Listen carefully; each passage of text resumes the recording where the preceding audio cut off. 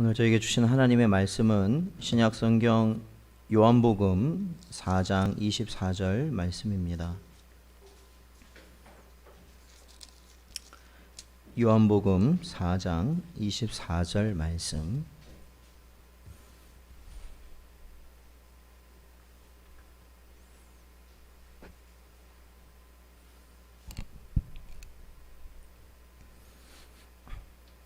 다 찾으셨으면 한 목소리로 봉독하겠습니다. 하나님은 영이시니 예배하는 자가 영과 진리로 예배할지니라. 아멘. 기도하겠습니다. 하나님 아버지 감사합니다. 복되고 거룩한 주일, 이 땅에 예수 그리스도를 보내시사 우리를 새 피조물 삼으시고 또한 예수 그리스도의 이름 안에서 참 구원을 얻을 수 있는 은혜를 허락하여 주신 것 감사드립니다. 언제나 그 은혜 가운데 살아갈 수 있도록 하시고 이 세상 그 무엇보다도 주의 은혜가 가장 귀함을 깨닫고 살아가는 저희 모두가 되게 하여 주시옵소서. 이 한 시간도 주님께서 붙들어 주시길 간절히 바라오며 예수님의 이름으로 기도하옵나이다. 아멘.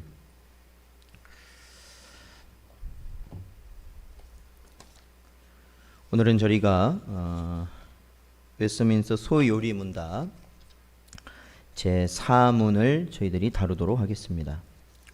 제가 문제를 읽고 여러분이 답을 읽어주시면 됩니다. 제4문, 하나님은 어떤 분이신가?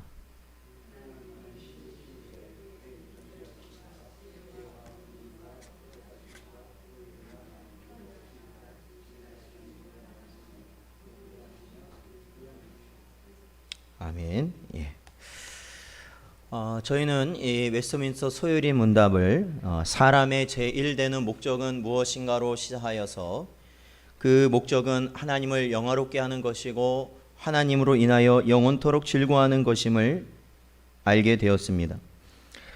그러한 하나님을 영원토록 영화롭게 하는 것, 하나님을 영화롭게 하는 것과 하나님으로 인하여 즐거울 수 있는 그 이유는 하나님께서 우리에게 주신 66권의 성경 말씀을 통하여 우리에게 전달되어졌고, 바로 이 성경 말씀을 통하여서 우리는 하나님을 어떻게 믿는가, 그리고 하나님께서 우리에게 무엇을 요구하시는지를 알 수 있다라고 저희들이 살펴보았습니다. 그러므로 제가 지난주에 말씀드렸던 것처럼 우리가 성경을 대할 때 우리에게 중요한 가르침이 있다면 그것은 바로 우리가 읽는 이 말씀들을 통해서 하나님을 우리가 어떻게 믿을 것인가를 깨달아야 한다라는 것이죠. 그리고 읽은 그 말씀을 통해서 하나님께서 지금 나에게 요구하시는 것이 무엇인가를 또한 우리는 깨달아야 할 것입니다. 그것이 바로 성경을 읽는 것이고, 그것이 성경을 묵상함으로 하나님께서 우리에게 주시는 신령한 지식과 지혜를 우리 마음속에 새겨 놓는 것입니다. 자, 그렇다면은 성경의 진리, 그 성경은 누구에 대한 이야기냐면 바로 우리가 믿고 우리가 의지하고 우리가 찬양과 영광을 돌리는 하나님에 대한 지식이 들어 있습니다. 그래서 그 시작은 하나님은 어떠한 분이신가 라는 질문으로 오늘 요리문답 4문은 시작하고 있습니다. 그래서 그 답은 하나님은 신이신데 그의 존재하심과 지혜와 권능과 거룩하심과 공의와 인자하심과 진실하심이 무한하시며 무궁하시며 불변하시다 말씀하고 있는 것이죠. 자, 이 하나님은 신이시다라는 이 표현은 결국엔 오늘 저희들이 읽었던 이 요한복음 4장 24절의 말씀으로 보자면 하나님은 영이시다라고 우리들이 살펴볼 수 있습니다. 하나님은 영적인 존재시라는 겁니다. 우리가 이 영적이라는 말을 굉장히 많이 쓰지 않습니까? 모든 면에서 우리가 영적인 분별력을 가져야 된다, 영이 살아야 된다 등등 해서 이 영이라는 말을 굉장히 많이 사용합니다. 그래서 이 영이라는 말을 굉장히 많이 사용하긴 하지만 또한 그에 따른 많은 잘못된 지식과 또한 오해도 가지고 있는 것이 현실입니다. 먼저 이 영적인 존재다라고 말할 때 이 영적인 존재는 무엇에 반대되는 것이냐면 바로 육적인 존재와 반대되는 것입니다. 즉 영적인 존재는 육신을 가지고 있지 않으신다라는 것이죠. 즉 육신을 가지고 있다라는 건 뭡니까? 가시적으로 우리 눈에 보이는 우리의 사람의 형태, 그러한 형태를 가지지 않는 분이 바로 하나님이십니다. 그래서 영에 대해서 예수님은 이렇게 말씀하시는데 누가복음 3장 39절에 영은 살과 뼈가 없으되라고 주님은 말씀하십니다. 이 살과 뼈가 없다는 것은 바로 육신이 없다, 없는 존재가 바로 영적 존재다라는 겁니다. 자, 성경을 보면요, 이 영적 존재가 하나님 외에도 등장합니다. 누가 등장하냐면 바로 또 다른 영적 존재 누가 있습니까? 천사 있습니다. 천사. 여러분 천사의 존재를 믿으십니까? 예, 천사 분명히 존재하는 영적 존재 중에 하나가 천사입니다. 그리고 또 있습니다. 누가 있을까요? 성경에 나온 영적 존재 누가 있을까요? 아, 그렇죠. 예, 굉장히 크게 들렸습니다. 사탄이 또한 있습니다. 사탄 또한 영적 존재라고 합니다. 그리고 또 있습니다. 또 누가 영적 존재일까요? 누가? 바로 사람. 그렇죠? 사람이 영적 존재입니다. 예. 성경에 보면 사람은 영과 육으로 되어 있는 존재입니다. 그러니까 영적 존재가 맞습니다. 그래서 이 천사 같은 경우에는 하나님의 일을 대리하여 감당하는 그러한 하나님을 수행하는 존재로서 그 역할을 감당하는 영적 존재로 하나님이 창조하셨습니다. 그러니까 우리가 눈에 보이는 것만 하나님이 창조하셨다고 고백을 하는 것이 아니라 바로 눈에 보이지 않는 영적 존재들도 하나님이 창조하신 것이죠. 그런데 사탄 같은 경우에는 하나님의 천사로 지음을 받았으나 하나님과 대등하기 원하는 교만함으로 인하여 타락해버린 존재가 바로 사탄인 것이죠. 그러니까 이 천사나 사탄은 결국에는 하나님으로부터 지음받은 존재였기 때문에 하나님은 누구셔요? 같은 영적 존재지만 차원이 다른 겁니다. 같은 영적 존재라도. 하나님은 어떤 분이에요? 하나님은 창조주로서의 영적 존재시고, 그리고 천사나 이 사탄 같은 존재, 사탄 같은 영적 존재는 바로 피조물이라는 겁니다. 영적 존재이긴 하지만 피조물이에요. 그러니까 영원하거나 영원하지 못하고 유한한 존재입니다. 그러니까 우리가 이 잘못된 신앙을 가진 사람들이 어떠한 이 주장을 하냐면 그것은 하나님과 사탄을 대등하게 놓고 보는 겁니다. 대등하게 놓고. 네. 대등하게 놓고. 뭐예요? 그러니까 어떠한 하나님은 선한 세력이고 선한 세력의 대표이고 사탄은 악한 세력의 대표이기 때문에 이 두 세력이 싸우게 되고 이 전쟁에서 선한 세력, 하나님을 대표하는 이 세력이 이길 때도 있지만 악한 세력인 사탄이 이길 때도 있다라는 생각을 가지고 있는 것은 잘못된 신앙관입니다. 그거를 구분하셔야 돼요. 그러니까 우리가 영적 전쟁이라는 말을 많이 쓰잖아요. 근데 이 영적 전쟁이라는 것은 하나님과 사탄의 전쟁이 아닙니다. 이건. 네, 그렇게 비교가 되면 안 됩니다. 왜냐하면 하나님은 이런 영적 존재라고는 차원이 다른 존재이시기 때문에 그렇습니다. 그거를 꼭 구분하셔야 됩니다. 그래서 영적 전쟁이라고 말할 때는 누구와 누구냐면 바로 사람입니다. 사람. 네, 사람이 이 세상의 악한 영들과 우리 안에 계신 성령을 힘입어서 어떻게 해요? 말씀대로 살아가려고 하는 그 모든 순간들을 영적 전쟁이라고 말하는 것이지, 하나님과 사탄의 대결 이 자체가 이미 말이 잘못된 것이다. 그거는 비성경적인 것이다 라는 것을 기억하셔야 됩니다. 사람도 육신과 영혼으로 지음을 받았다고 성경은 말하고 있습니다. 그래서 우리의 눈에 보기엔 육신만 보이지만 우리가 누구와 교통할 수 있느냐? 그렇죠. 누구와 교감할 수 있느냐? 바로 누구와 교감할 수 있습니까? 하나님과의 교감이 가능합니다. 그것은 육신만 가지고 있는 것이 아니라 우리에게 뭐도 있기 때문에 그렇습니까? 영이 있기 때문에 그렇습니다. 우리에게 영. 하나님이 영을 주셨기 때문에 우리가 사람이 된 것이죠. 그러므로 영이신 하나님은 어떠한 영적 존재보다 천사나 사탄이나 사람 그 어떠한 영적 존재보다 뛰어나신 분이고, 이 만드신 육적 피조물은 다 사라지겠지만 유일하게 사라지지 않는 분은 바로 하나님이시다. 하나님은 영원 전부터 영원까지 계실 수 있는, 거하시는 유일한 존재시라는 겁니다. 자, 우리 신약성경 디모데전서 1장 17절을 찾아보겠습니다. 디모데전서 1장 17절 말씀입니다. 신약 338쪽에 있습니다.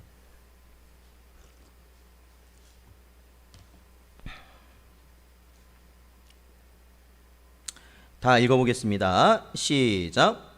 영원하신 왕 곧 썩지 아니하고 보이지 아니하고 홀로 하나이신 하나님께 존귀와 영광이 영원 무궁하도록 있을지어다. 아멘. 그렇습니다. 믿으십니까? 이것이 우리의 신앙 고백입니다. 이것이 우리가 가지고 있는 교리라는 겁니다. 그러니까 하나님에 대한 올바른 이해가 없이는 하나님을 예배할 수 없는 겁니다. 그렇죠? 여러분 뭐 요즘 이렇게 인터넷상에 떠도는 수많은 동영상을 한번 보십시오. 하나님을 어떻게 치부합니까? 사탄과 대등한 존재라고 말을 합니다. 그리고 이러할 때, 요즘 같은 때는 사탄이 더 득세하는 것처럼 이야기하기도 합니다, 여러분. 그러나 결코 그것은 성경에서 말하고 있는 하나님이 아니다라는 것을 기억해야 됩니다. 그런데요, 이 성경을 보면 하나님은 분명히 영적인 존재이시기 때문에 우리의 육적인 모습을 가지고 계시지 않는 분임에도 불구하고 성경에 보면은 이러한 표현이 있습니다. 바로 하나님의 눈, 하나님의 손, 하나님의 팔, 이러한 표현이 있습니다. 자, 그러면은 하나님은 육신이 없으신 분인데, 자, 여러분, 하나님의 눈이나 손이나 팔이 있다는 거예요, 없다는 거예요? 있을까요, 없을까요? 있을까요? 그러면 육신을 가지고 계시는 거네요. 없을까요? 그러면 이거는 또 잘못된 거네요. 자, 이것은, 자, 제가 한 군데를 보겠습니다. 시편 34편 15절에 보면 여호와의 눈은 의인을 향하시고 그의 귀는 그들의 부르짖음에 기울이시는도다 라는 표현이 있습니다. 또 이사야서 1장 20절에 보면 너희가 거절하여 배반하면 칼에 삼켜지리라 여호와의 입의 말씀이니라 라고 말을 합니다. 즉 이러한 표현들은 바로 육체가 없으신 하나님께서 어떻게 어떠한 일을 하시는지 우리가 이해하기 쉽도록 우리에게 말씀해 주시는 표현의 방법이라는 겁니다. 그러니까 여기서 하나님의 눈, 하나님의 귀, 하나님의 손, 자, 그러한 것을 이야기할 때는 바로 하나님의 그러한 보이지 않는, 우리가 측량할 수 없는 하나님의 역사를 그래도 비교적 우리가 깨달아 알 수 있는 표현으로 하나님께서 우리에게 말씀에 나타나도록 하셨다라는 것이죠. 하나님께서는 보고 계시는 거예요. 여러분, 하나님께서는 저와 여러분이 어디에 있는지 보고 계심을 여러분 믿으십니까? 그렇죠? 그런데 그것을 어떻게 말하는 거예요? 하나님의 눈이 우리를 보고 계신다라고 표현을 하는 것이죠. 그러면 우리가 더 그 말씀을 어떻게 이해할 수 있을까요? 잘 이해할 수 있기 때문에 그래요. 우리가 눈으로 그걸 보는 거니까. 그래서 이것은 조금 어려운 표현일 수 있지만 이것을 어떤 용어로 말을 하냐면 신인동형적 표현이라고 말을 합니다. 신인동형적. 그러니까 하나님과 사람을 같은 우리가 사람의 모습으로 하나님의 일하심을 표현하여서 우리에게 그것을 알게 하시는 성경의 표현 방법이다라는 것입니다. 그러므로 하나님은 실제적인 육체를 가지신 분은 아니시다라는 것을 여러분이 아셔야 합니다. 간혹 아까 말씀드린 것처럼 어떤 그룹은 이러한 성경의 표현을 보고 하나님은 영이시지만 육체도 가지고 계시다라는 뭐 이런 식으로 또한 주장하는 사람들이 있기 때문에 말씀을 드리는 겁니다. 자, 그리고 또 한 가지 우리가 생각해야 되는 그러한 부분은 하나님은 영이시다. 그러니까 하나님은 뭐가 없으시다고요? 계속 말씀드립니다. 뭐가 없으시다고요? 육체가 없으시다. 육체가 없으신데 이 창세기를 한번 보면요. 자, 우리 창세기 1장 26절을 보겠습니다. 창세기 1장 26절 말씀.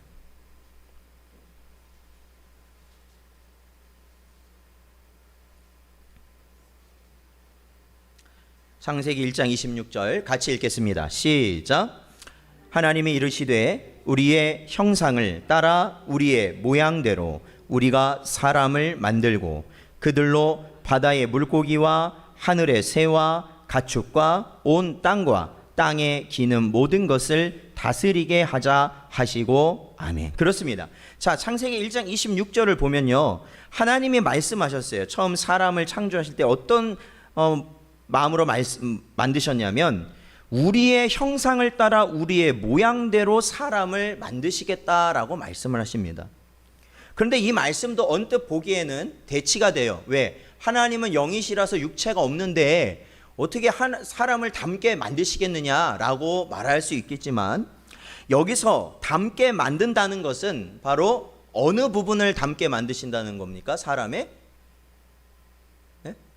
영적인 것, 영적인 부분을 닮게 만드신다라는 겁니다. 영적인 부분. 그러니까 사람에게 만약에 오늘날 사람에게 영이 없다면, 영이 없는 존재라면, 만약에 60만을 가지고 있다면 무엇과 차이가 없을까요? 네? 그렇죠. 동물과 차이가 없는 거예요. 동물과 차이가 없는 겁니다. 그러니까 세상에서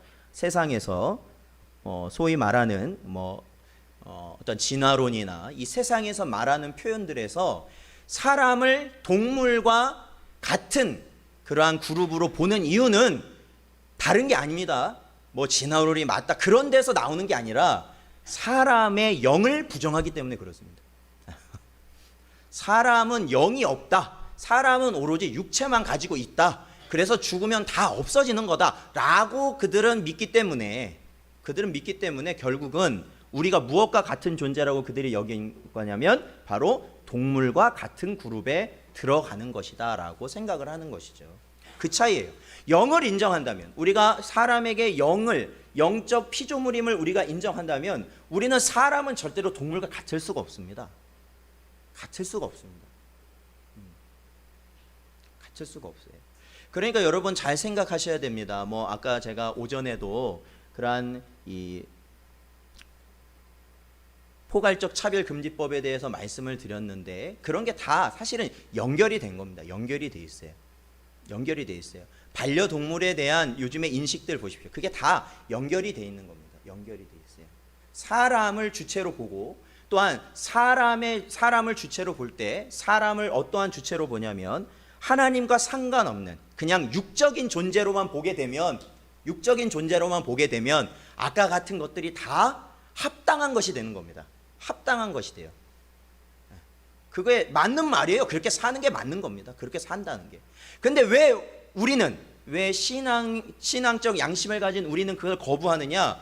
우리는 뭘 믿기 때문에 그러냐면 사람은 영적인 존재이기 때문에 그렇습니다. 영적인 존재.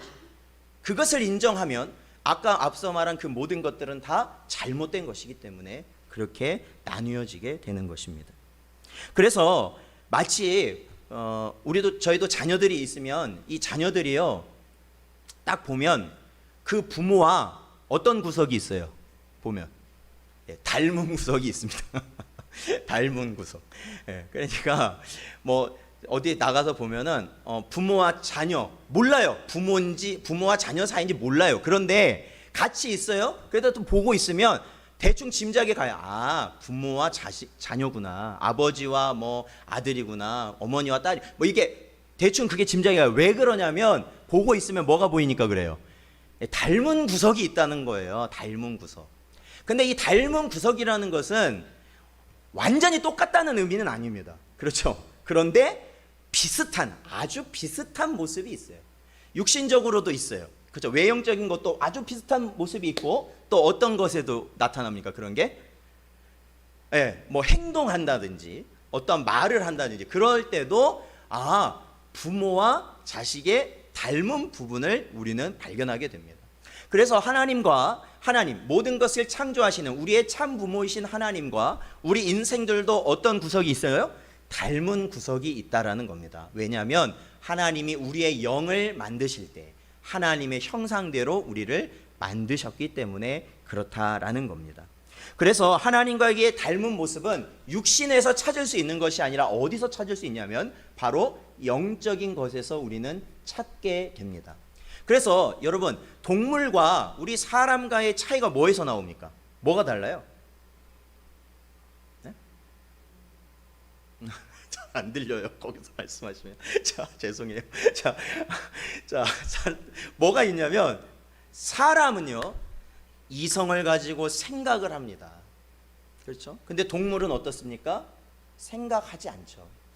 그리고 사람에게는요, 동물이 가지고 있는 여러 특별한 감정들이 있습니다. 그리고 우리 안에 뭐가 있냐면, 바로 사람은 양심이라는 게 있습니다. 양심. 본성상 양심이라는 게 존재합니다. 동물에게는 그게 있을까요? 없을까요? 없습니다. 뭐 요즘은 하도 그 동물에 대한 막 그게 올라가다 보니까 동물도 양심이 있다라고 주장하는 사람이 있긴 합니다. 네.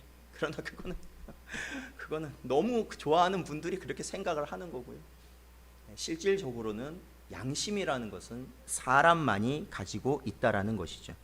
그래서 오늘 이 요리문답 4문을 보면요, 하나님께서는 답에 이렇게 나와 있잖아요. 하나님은 신이신데 그의 존재하심, 지혜, 권능, 거룩하심, 공의, 인자하심과 진실하심이 무한하시며 무궁하시며 불변하시다.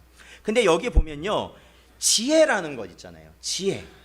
또한 하나님의 권능, 거룩, 공의, 인자, 그러니까 선하시다라는 겁니다. 선하심, 그리고 진실하심, 그러한 속성이 성경에 보니까 드러나는데, 그게 바로 우리 인생들에게도 일정 부분 하나님을 닮아서 나타난다라는 겁니다.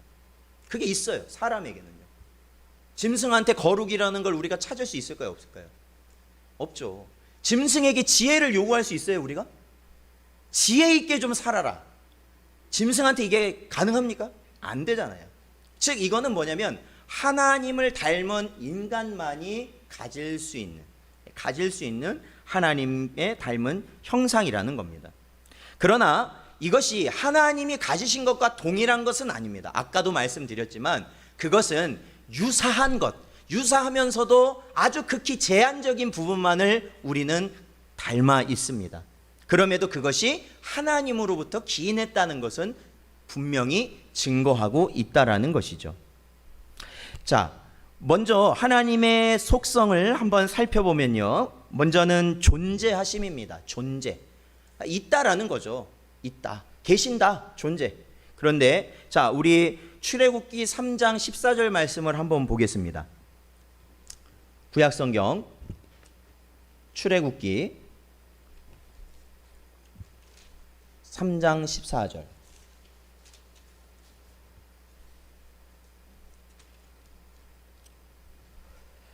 같이 읽겠습니다. 시작. 하나님이 모세에게 이르시되 나는 스스로 있는 자이니라. 또 이르시되 너는 이스라엘 자손에게 이같이 이르기를 스스로 있는 자가 나를 너희에게 보내셨다 하라. 아멘. 예, 그렇습니다.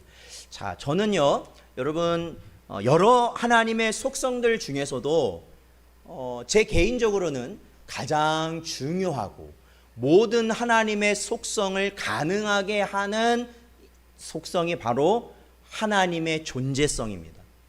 존재성. 왜? 자, 3장 14절에 보니까 하나님께서는 자신을 어떤 자라고 모세에게 설명하십니까? 여러분, 그 말을요, 그냥 쉽게 생각하지 마시고 한번 생각해 보세요. 자, 스스로 있는 자가 뭡니까? 스스로 있는 자. 자존하신다고 말을 하는 건데 스스로 있는 자라는 게 뭡니까? 그것은 이 세상에 어떠한 것도 따라갈 수 없다라는 걸 의미하는 겁니다. 이 세상에 어떠한 것도. 왜요? 이 세상에 그 무엇도 원인이 없는 존재가 없기 때문에 그렇습니다.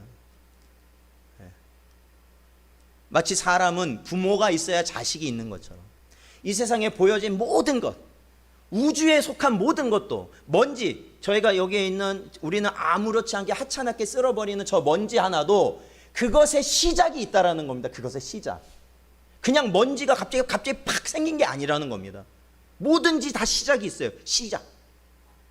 그런데 누구만 시작이 없는 겁니까? 하나님만 시작이 없으신 겁니다.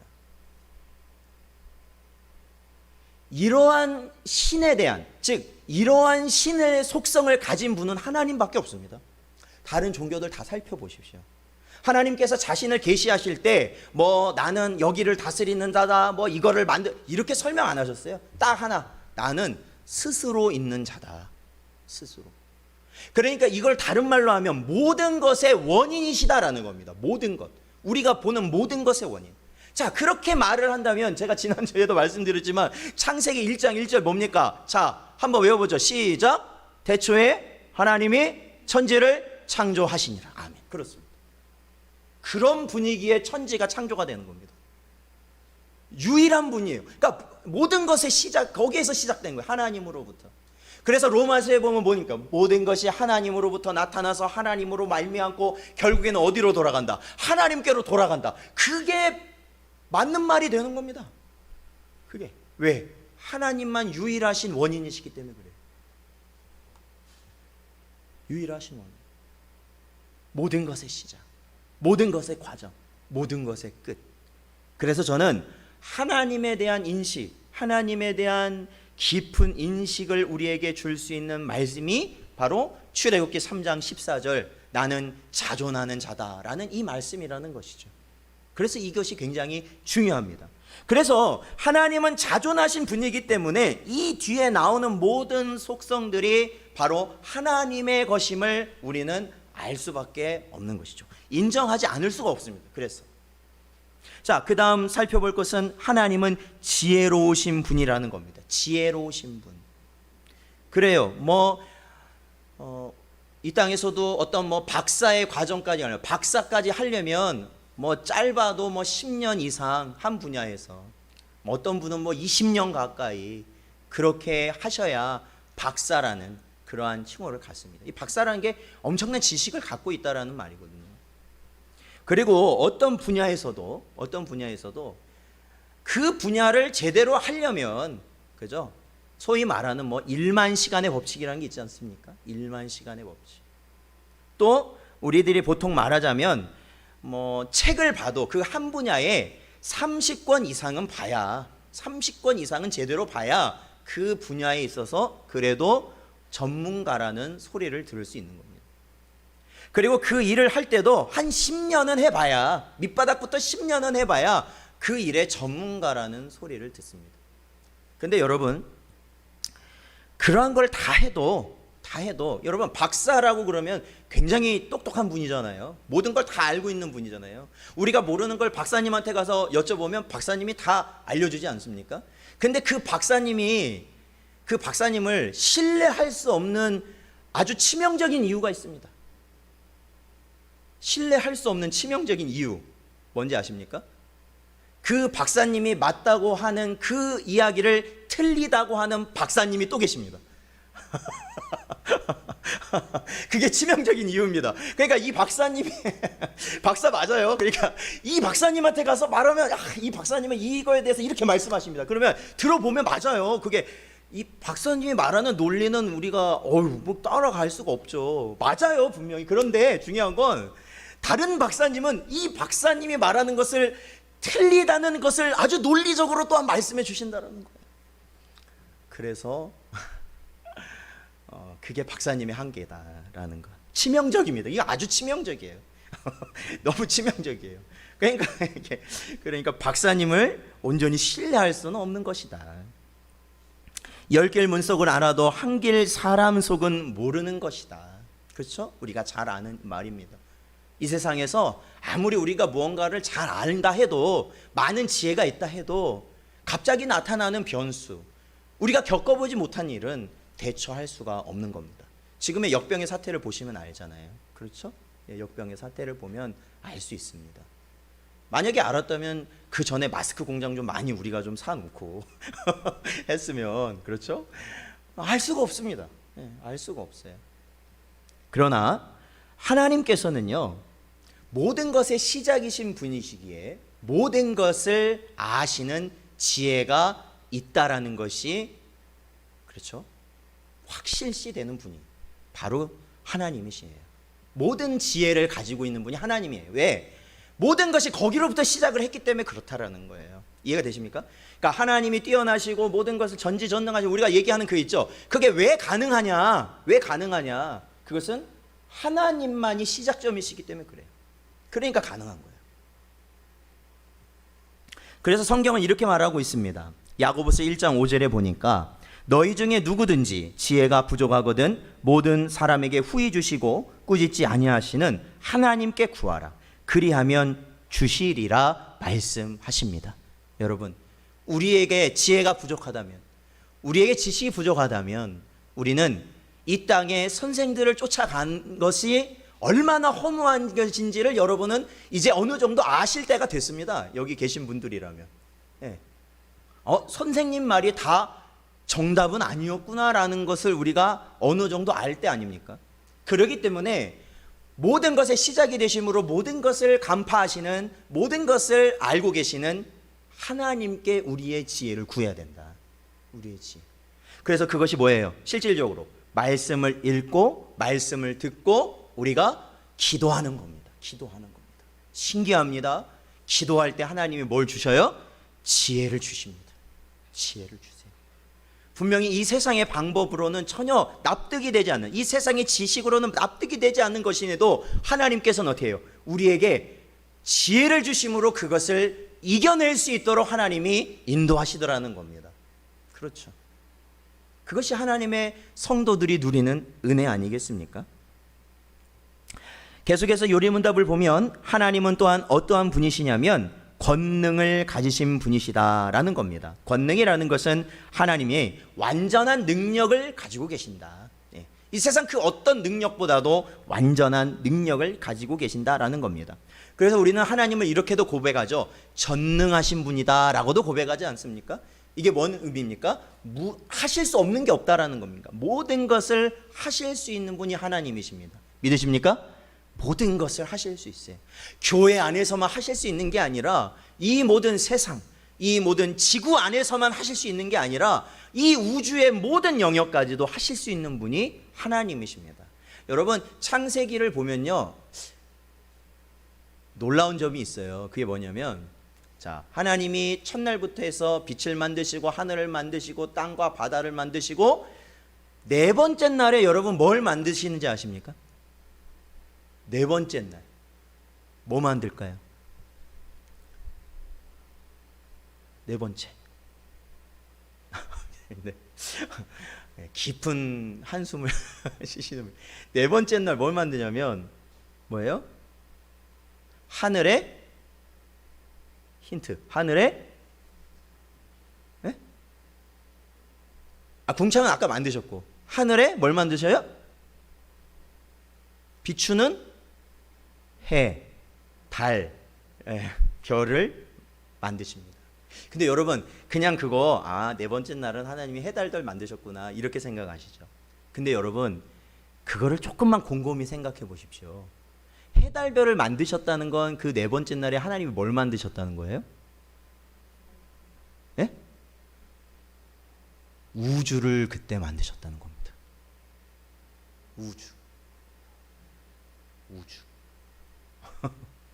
우주. 그렇잖아요. 우리가 보면 하늘에 떠 있는 그 별이 뭐예요? 그렇죠? 우주에 있는 뭐 행성 뭐 그런 거 아닙니까? 그렇죠? 해도 마찬가지잖아요. 달도 마찬가지잖아요. 별이라는 거 마찬가지잖아요. 뭐 몇 억 년, 몇십억 년 뭐 그런 얘기 하지 않습니까? 우리가 다른 은하계 뭐 그런 거 하잖아요. 그 빛나는 것들이 다 별이라며, 행성이라면서요. 그거를 그때 만드셨대요. 놀라운 겁니다. 놀라운 거예요.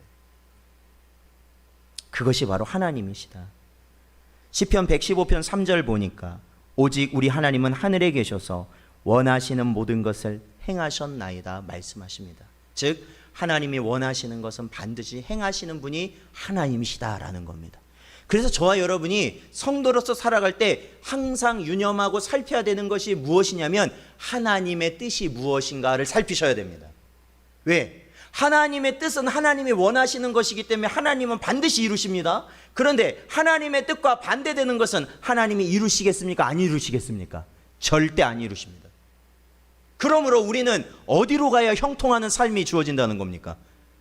하나님 뜻대로 가면 형통한다라는 것입니다. 그래서 그런 겁니다. 그래서 이유가 있어요. 이유가. 그러므로 하나님이 원하시는 게 뭡니까? 사실은요, 하나님을 섬기는 겁니다. 하나님의 말씀대로 사는 겁니다.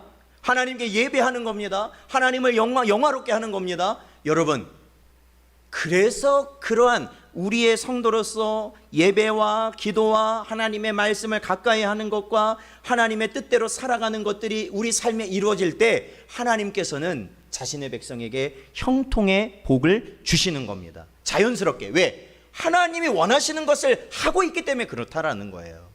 왜? 하나님이 원하시는 걸 우리가 하나님이 반드시 이루시기 때문에 그렇죠. 사랑하는 성도 여러분, 그러한 형통의 복을 누리시기를 축원드립니다. 거기에는 그런 이유가 있다라는 거예요. 자, 계속해서 요리문답을 보면요, 하나님은 또한 어떠한 분이시냐면 거룩하신 분이다라는 겁니다.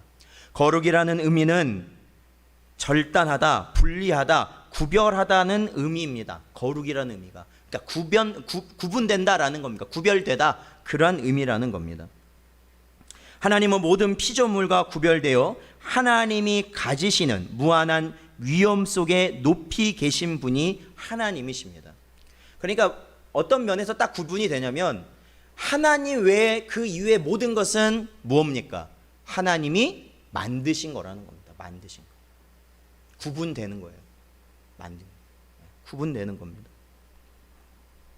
하나님은 도덕적 악과 죄로부터 분리되신 분이시고 하나님은 믿는 신자에게도 부정과 악과 죄로부터 분리될 것을 그래서 명하십니다. 네, 명하십니다. 왜요? 여기서 말하는 부정, 악, 죄라는 것은 하나님이 만든 모든 피조세계에 이미 들어있는 것 아닙니까? 그러니까 믿는 자들은 거기에서 나와야 된다. 구분돼야 된다라는 거예요. 구분돼야 된다. 우리가 더러운 죄인이 되었을 때 하나님은 우리를 예수 그리스도의 피로 구원하게 하셔서 죄인들로부터 구별해 주셨습니다. 원래는 동일하게 하나님과 완전 동떨어져 있는 존재였는데 하나님께서 예수 그리스도를 바로 하나님과 세상을 잇는 가교로 만드시고 바로 그 예수 그리스도의 가교를 통해서 우리가 이제는 하나님께 나아올 수 있는 거룩한 자녀로서 될 수 있도록 하셨다라는 것입니다. 자, 우리 고린도후서를 보겠습니다. 신약성경 고린도후서 6장 14절 16절 말씀.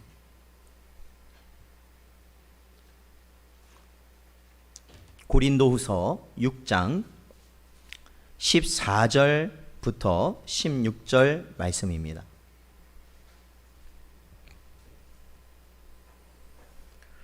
같이 읽겠습니다. 시작. 너희는 믿지 않는 자와 멍에를 함께 매지 말라. 의와 불법이 어찌 함께하며 빛과 어둠이 어찌 사귀며 그리스도와 벨리알이 어찌 조화되며 믿는 자와 믿지 않는 자가 어찌 상관하며 하나님의 성전과 우상이 어찌 일치가 되리요. 우리는 살아계신 하나님의 성전이라. 이와 같이 하나님께서 이르시되 내가 그들 가운데 거하며 두루 행하여 나는 그들의 하나님이 되고 그들은 나의 백성이 되리라. 아멘. 그렇습니다. 구분되라 말씀하십니다. 근데 이 말씀을 오해하지 마십시오. 그것은 완전 믿는 사람과의 교제를 다 끊어라, 그런 말이 아닙니다. 여기서 나오는 멍에라는 게 있지 않습니까? 멍에. 이 멍에 우리가 오전 예배 때 들었죠? 멍에. 예수님께서는 누구의 멍에를 지라고 말씀을 하셨어요? 자기의 멍에를 지라고 말씀하셨어요. 예수님의 말씀대로 살아가라고요. 세상의 멍에는 뭡니까? 육신의 정욕, 안목의 정욕, 이생의 자랑이에요. 세상의 것을 위하여 그들은 나아갈 겁니다. 그러니까 그들과 교제하십시오. 그들 또 하나님께로 인도해야 되는 게 우리의 또한 사명 아니겠습니까? 교제하십시오. 그러나 그들과 같은 방향으로는 가지 마십시오. 같은 방향으로는 가지 마십시오. 가장 분명하게 구분되는 게 뭡니까? 바로 주일입니다. 이게 주일 예배예요. 그게 분명히 구분이 됩니다. 왜요? 세상은 이 주일을 그들의 입장에서 생각할 땐 그들의 즐거움과 유익과 무언가 그들의 명예를 높일 수 있는 그러한 날로 삼겠지만, 우리 믿는 자들은 어떻습니까? 이 날이 우리를 새로운 피조물로 만드시고 또한 우리를 구원하신 주 예수 그리스도를 바라보는 그러한 우리의 안식일로 삼아서 하나님을 온전히 찬양하고 예배하는 방향으로 우리는 나아가는 것 아니겠습니까? 방향만 다르시면 됩니다. 방향만. 그리고 그들에게 그 방향이 참됨을 증거하십시오. 여러분의 입술로, 여러분의 삶으로 증거하십시오. 저는 튼튼한 교회가 세워진다는 것은, 제가 어린 적 그런 적이 있습니다. 저희 아버지께서 제가 어릴 적에 제가 항상 살았던 그 시골에 처음에 거기에 집이 진짜 허름한 집이, 마당이 딸린 집이 한 채 있었는데, 산속에 그거를 구입을 하셔서 거기에 기도원을 아버님께서 하실 때 너무 공간이 작다 보니까 증축을 하셨어요. 우리가 살 곳을 만들려고. 그래서 시내에 읍내에 가셔서 아버님이 그 옛날에는 부록구라고 그래요. 부록구. 이게 집 질 때 이 벽돌을 우리 땅에 부록구라고 해서 이게 시멘트하고 모래를 섞어서 찍어내는 겁니다. 거기서 찍어내서 그거를 한 장 한 장 싸서 이제 그 집을 이렇게 사랑채도 짓고 그런 기억이 있습니다. 저와 함께. 근데 여러분 보세요. 튼튼한 집이 되어지는 것은, 여러 가지 요소가 분명히 필요하지만 중요한 건 뭐니까, 그 부록구, 그 벽돌 한 장이 튼튼해야 튼튼한 집으로 지어진다라는 겁니다. 튼튼한 집. 그 벽돌 한 장 한 장이, 그렇죠, 적당한 시멘트와 적당한 모래, 적합하게 비율이 돼서 그것이 든든하게 단단하게 굳어야 넘어지지 않는, 무너지지 않는, 구멍나지 않는 집이 된다라는 겁니다. 사랑하는 성도 여러분, 우리 신성전원교회가 든든히 세워지려면 어떻게 될까요? 이 외형적인 건물은 몇십 년 지나면 어쩔 수 없습니다. 그거는요, 약해지는 건 어쩔 수 없습니다. 그러나 영원토록 든든한 교회로 세워지는 것은 여러분 한 사람 한 사람이 영적 성전의 벽돌들임을 여러분 기억하셔야 되는 겁니다. 여러분이 교회라는 것을 기억하셔야 되는 겁니다. 신성전원교회 하면 간판 달린 이게 신성전원교회가 아니라 여러분이 신성전원교회라는 겁니다. 여러분이 하나님께서 세우신 제단이라는 겁니다. 그래서 여러분이 사는 그곳에서, 여러분이 있는 그곳에 교회가 세워져야 되는 겁니다. 영적 교회들이 세워져야 된다. 여러분의 가정의 교회가 세워져야 되는 거고, 여러분의 직장의 교회가 세워져야 되는 거고, 여러분이 있는 곳곳에서 오로지 내가 하나님이 나의 주인이시고 나는 하나님의 백성이라는 것이 반드시 선명하게 드러나야 된다라는 겁니다. 여러분, 이제 한 교회에 집중해서 그 교회가 어떠한 위대한, 어떠한 웅장한 모습을 드러내므로 좋은 교회다라고 말하는 시대는 원래부터도 없었지만 이제는 더더욱 없을 겁니다. 그래서 제가 여러분에게 뭘 강조합니까? 가정에서 예배 드리시라는 겁니다. 여러분이 교회니까. 여러분이 교회니까. 가정에서 개척하시라는 겁니다. 여러분이 신성전원교회 지교회들입니다. 가정에서 개척하세요. 여러분의 주변에 있는 가족들을 개척하세요. 개척 멤버로 만드세요. 그래서 예배하십시오. 그렇게 교회가 든든히 세워져야 바로 신성전원교회가 세워진다라는 겁니다. 그렇죠? 그것이 바로 거룩한 하나님의 백성의 삶의 모습입니다. 그러한 거룩의 길을 가실 수 있는 여러분 되시기를 주님의 이름으로 축원드립니다. 계속해서 보면 하나님은 공의로우신 분입니다. 공의로우신 분은 하나님의 자신의 거룩하심을 유지하시는 것과 관련이 있는데, 하나님은 자신의 거룩하심에 부합되게 행하는 자들에게는 상을 주시고 어긋나게 행하는 자에게는 벌을 내리시는 겁니다. 이사야서 3장 10절과 11절 말씀, 너희는 의인에게 복이 있으리라 말하라. 그들은 그들의 행위의 열매를 먹을 것이며 악인에게는 화가 있으리니 이는 그의 손으로 행한 대로 그가 보응을 받을 것임이라 말씀하십니다. 그러니까 하나님이 택한 하나님의 백성 자녀라고 하시지만 결국에는 이스라엘이, 결국에는 유다가 하나님의 말씀을 저버리니 그들을 어떻게 하십니까? 벌하십니다. 멸망시키십니다. 하나님을 모르는 백성을 멸망시킬 때보다 더 크게 멸하십니다. 왜냐하면 그들은 하나님의 은혜를 알고 있으면서도 버렸기 때문에 그렇습니다. 그러니까 우리는 어떻습니까? 공의로우신 하나님의 길을 쫓아 하나님의 말씀 가운데 선을 행하며 살아가야 하는 것입니다. 요리문답을 보면은 또한 하나님은 어떠한 분이시냐? 인자하신 분이시다. 즉 하나님은 선하신 분이시다라는 겁니다. 하나님은 모든 피조물, 특히 하나님의 자녀인 신자들을 선하게 대하십니다. 하나님의 선하심은 사랑과 은혜와 긍휼과 오래 참으심으로 성경은 표현하고 있습니다. 자, 우리 시편을 한번 찾아보죠. 시편 145편.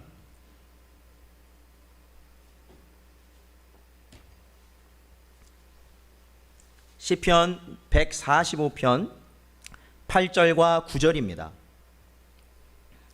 같이 읽겠습니다. 시작. 여호와는 은혜로우시며 긍휼이 많으시며 노하기를 더디하시며 인자하심이 크시도다. 여호와께서는 모든 것을 선대하시며 그 지으신 모든 것에 긍휼을 베푸시는도다. 아멘. 그렇습니다. 하나님께서는 어떠한 분이시냐? 노하기를 더디하신다. 그러니까 뭐예요? 기회를 계속 주신다. 우리가 말씀으로 우리가 하나님께 올바른 신앙으로 살아갈 수 있는 기회를 계속해서 주고 계십니다. 그렇기 때문에 기회 주실 때 하나님께 회개함으로 돌아올 수 있는 은혜가 있으시기를 축원드립니다. 또한 하나님은 어떠한 분이시냐? 진실하신 분이시다라고 말하고 있습니다. 하나님은 다른 거짓되고 호황된 우상들과 달리 유일하게 참되신 신이십니다. 왜냐하면 하나님은 진실하시기 때문에 그렇습니다. 하나님이 하신 그 약속은 변하지 않고 끝까지 반드시 지켜지기 때문에 그렇습니다. 변하지 않아요. 하나님의 약속은. 그게 하나님의 진실입니다. 결국에는 자, 아까 우리가 하나님의 권능을 다룰 때 하나님은 전능하신 분이라고 했습니다. 여러분, 하나님이 전능하시다라는 게 무슨 의미입니까? 전능하시다? 모든 것을 할 수 있다라는 게 전능입니다. 그런데 사실 여기에요, 엄격히 보면 하나님이 하실 수 없는 게 있습니다. 뭘 못 하실까요? 네? 하나님 못 하시는 거. 이렇게 말하면은 이단이라고 누가 그럴까요? 하나님이 못 하시는 것은, 왜냐하면 하나님의 속성상 그렇게 될 수밖에 없습니다. 바로 거짓말을 못 하신다라는 겁니다. 하나님이 내뱉으신 말은 반드시 그대로 되어진다. 반드시 그대로 되어진다. 그러므로 성도에게 있어서도 이러한 진실은 굉장히 중요합니다. 교회나 성도에게 있어 이러한 진실은 굉장히 중요합니다. 어떤 게 중요할까요? 우리의 입으로 내뱉은 말은 반드시 지켜야 되는 것입니다. 그것이 비록 나에게 피해가 되고 그것이 손해가 된다 하더라도 우리는 반드시 지켜야 된다는 겁니다. 그래서 제가 오전에 말씀드렸잖아요. 포괄적 차별금지법이라는 것이 시행돼서 징벌적 그런 민사상의 그런 과징금이 부과될 때 그것을 누구만 오로지 받게 되냐면 성도만 받게 됩니다. 왜? 세상 사람들도 반대하겠죠. 반대하는데 반대하는 사람이 있을 거 아닙니까? 근데 그 사람들은 벌금 낸다고 그러면 그렇게 하겠습니까? 안 하겠습니까? 안 하죠. 바로 입장 바꾸죠. 그런데 성도들은, 참된 교회는 어떨까요? 바꾸지 않을 것이기 때문에 그렇습니다. 그래서 그게 교회로만 모이게 될 것이다 말씀을 드린 겁니다. 하나님의 진실하심은 우리 성도들에게도 진실의 길을 가라 요구하고 계십니다. 또한 하나님은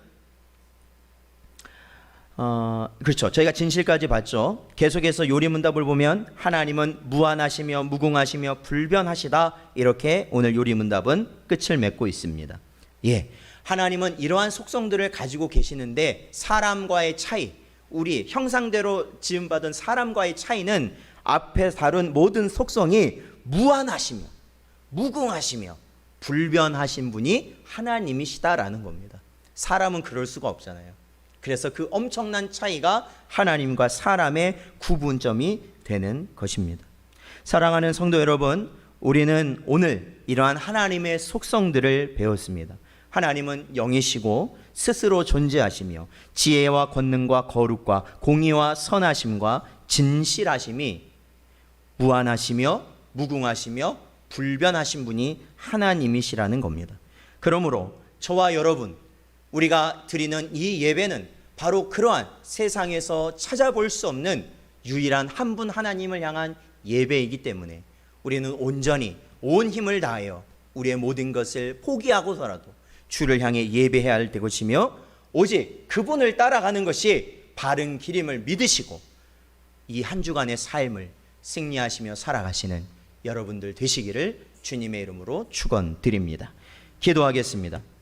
하나님 아버지, 감사합니다. 이 시간에도 저희를 부르시고 인도하셔서 하나님을 알아갈 수 있는 은혜를 허락하시니 감사합니다. 이 혼탁한 세상에 또한 어제 한 말과 오늘 한 말이 자신의 의익에 따라 아버지 하나님 손바닥 뒤집듯 달라지는 이러한 세상 가운데서도 오직 하나님의 백성들은 영원하신 하나님, 불변하시는 하나님, 무한하신 하나님만을 바라보며 쫓아가는 복된 성도들 되게 하여 주시옵소서. 한 주간의 삶을 하나님 붙들어 주시길 바라오며 예수님의 이름으로 기도하옵나이다. 아멘.